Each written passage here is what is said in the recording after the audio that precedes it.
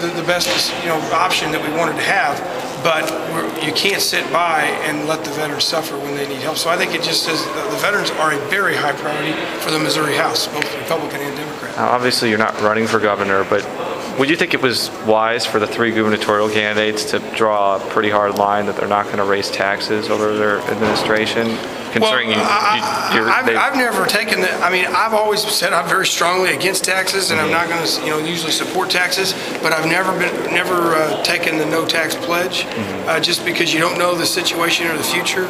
You don't know what could happen, an emergency or something like that, or a situation like this veterans thing that's come up over the last couple of years. That may be the only option.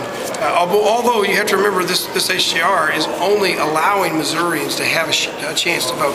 Missourians are still going to decide, just like these reps got to decide whether they think, we need to provide more money to serve these veterans or whether we don't. And so, I've never taken that pledge just because I don't think you hate to make a promise you don't know that you can keep. So I've always been very upfront about no taxes and said that, although, I did say this last year in my last campaign that I ran, that there were 2 issues looming in the state's future that we're going to have to deal with. One's transportation, and that could cause us to maybe have to look at revenue, and the other one was this veterans deal that I knew was looming. I guess this could also show that a gubernatorial candidate could promise not to raise taxes, but the legislature could pass something that the voters vote on, and they have no say over whether it passes or not. So the governors love that. Yeah, they don't have to make a stand, and they get to spend the money. Yeah, pretty much.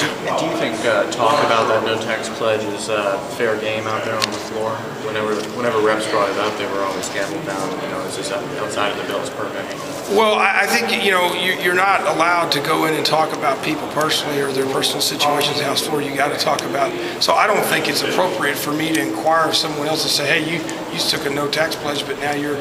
That's a political discussion or something you have out in the press or something like that. It's not something on the floor. On the floor, you're supposed to be talking about the merits of the tax proposal and what the details are of it. And that's why I wasn't out there for the gaveling, but I'm sure that's why they were gaveled down. It's just asking people about that or their personal campaign views or positions they've taken has nothing to do with the HJR that we're getting ready to try to pass.